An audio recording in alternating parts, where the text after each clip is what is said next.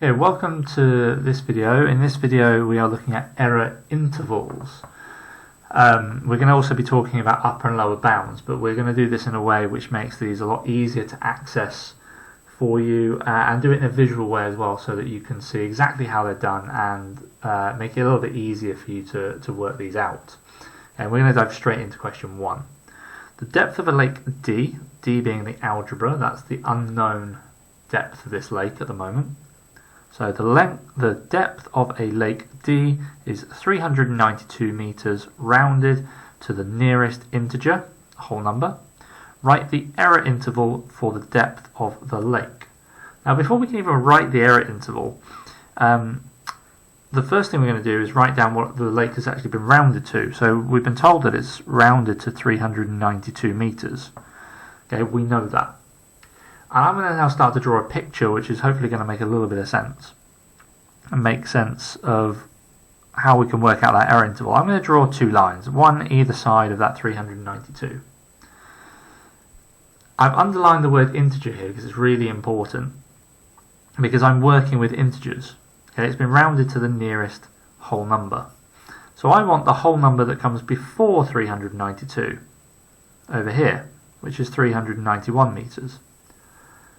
And the other side, I want the whole number which is next, which comes after 392, which is 393 meters.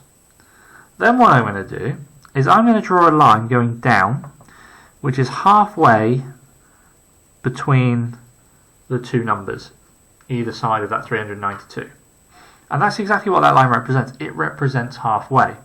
So I'm going to write down the number that is halfway between each of those two numbers. So halfway between 391 and 392 is 391.5 meters. And then the other side is 392.5 meters. Now these numbers actually are quite significant because this is the lower bound and this is the upper bound. They are the lowest and biggest possible numbers, or depths in the case of this question, that lake can be.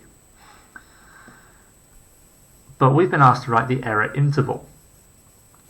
So I'm going to take the algebra and I'm going to put that in the middle, because the depth of this lake is still unknown, and we use algebra for that unknown, D. We've not been told what it is. We have worked out what it could be. So it could be any value between these two. And how we're going to represent that is by writing the less than symbols. So the first one we're going to write is less than or equal to. So 391.5 is less than or equal to the actual distance, the depth. And then less than. So the actual depth of the lake is less than 392.5. And the reason it's less than here is because if it was actually this value, it would have been rounded up to 393. So it has to be less than this one, strictly less than. But it can also be equal to this, because 391.5, well, that rounds up to 392.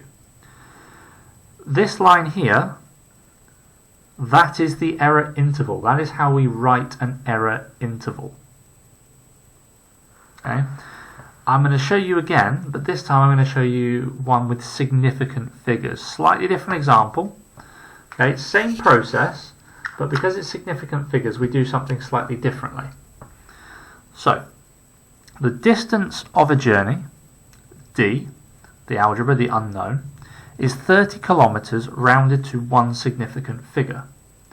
Write out the error interval for the distance of the journey. Step 1. Write down what it's been rounded to, 30 kilometers, and draw a line either side. Now, I'm going to underline one significant figure, because that's what I'm working with this time. That tells me what it's been rounded to. So this time I want the number before 30, which is also only to one significant figure. So I can't have 29 because that's two significant figures. I have to go back until I have only one significant figure. and in this case that is 20.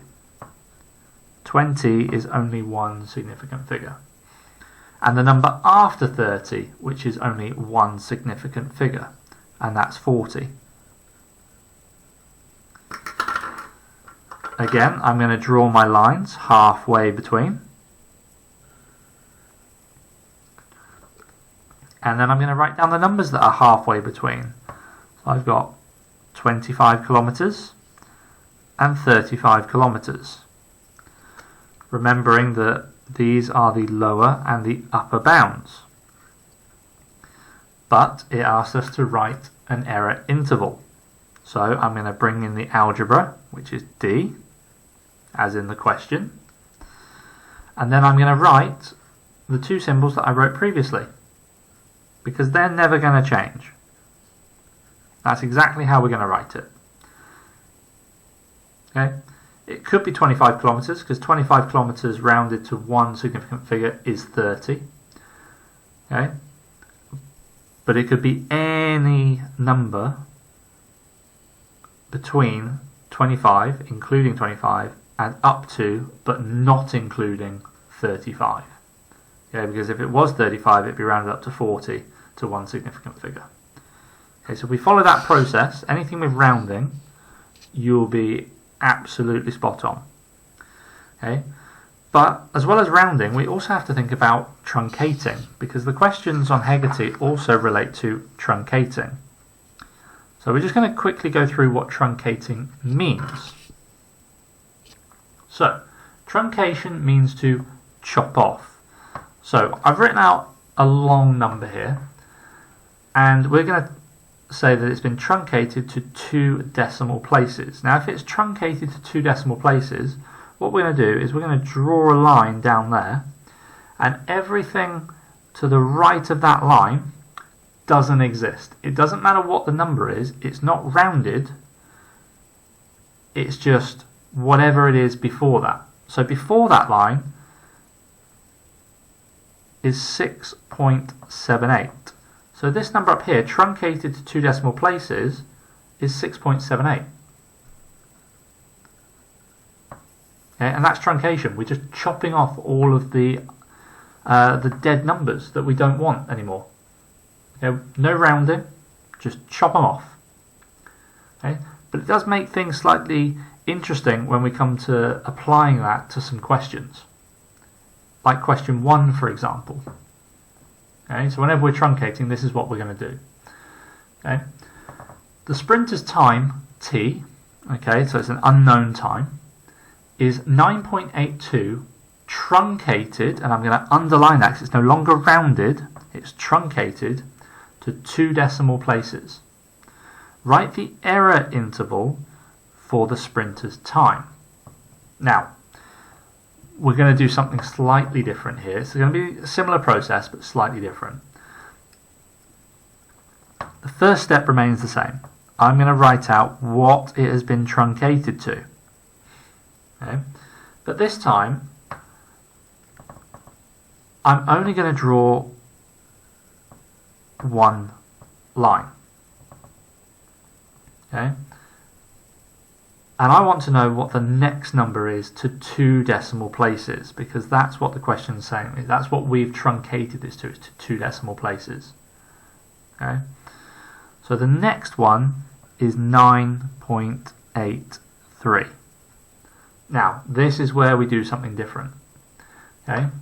We know, okay, because of what truncation means, to chop off, it can't be, his time, the sprinter's time, cannot be less than 9.82. Okay, because we've got 9.82, like we had 6.78 here, and we just chop the rest of it off. So it can't be lower than 9.82, so I know that my lower bound is 9.82. Okay, and the number after the 2 could be anything from 0 right the way through to 9. So that leaves my upper bound actually as the next number along, which is 9.83. So the upper bound on this occasion is 9.83. Lower bound, upper bound. Put the algebra in, and then put our symbols in, and then that's done. And the eagle-eyed of you will notice my mistake. That should just be less than. Okay, so let's put that up there. And that one there is our error interval during truncation.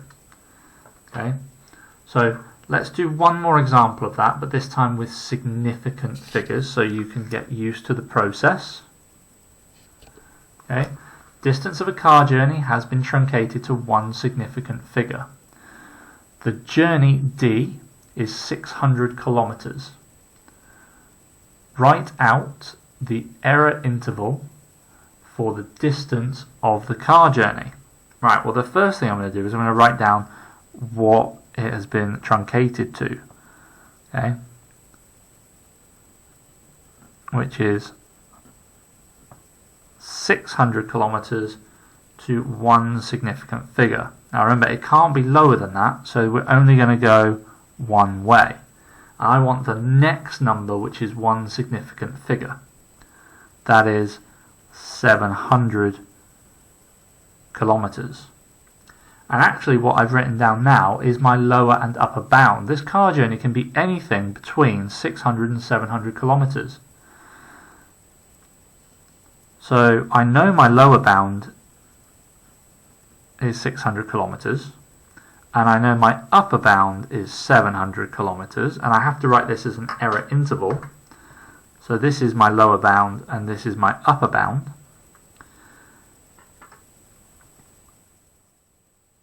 The distance of the car journey has been, now it hasn't given us a letter in this question, so we get to choose anything we like.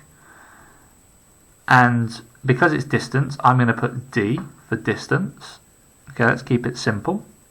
And then I'm going to put my two symbols in, because it could be 600, but it has to be less than 700. Okay, because it is rounded to one or truncated even to one significant figure. So it can't be 700, it has to be less than. Okay, so just to recap that, okay, distance was truncated to 600 kilometers. We write it down, draw one line out because we know it can't be less than 600. We want the next number, which is to one significant figure, which is 700 kilometers. And these are the upper and lower bounds when it comes to truncation. Okay, big difference between truncation and rounding. Please make sure that you don't get them confused. So if they're the upper and the lower bounds, all we do then is we put our algebra in the middle because it is an unknown distance. Okay? And then we put in our two symbols to distinguish that it is between these two distances. Okay?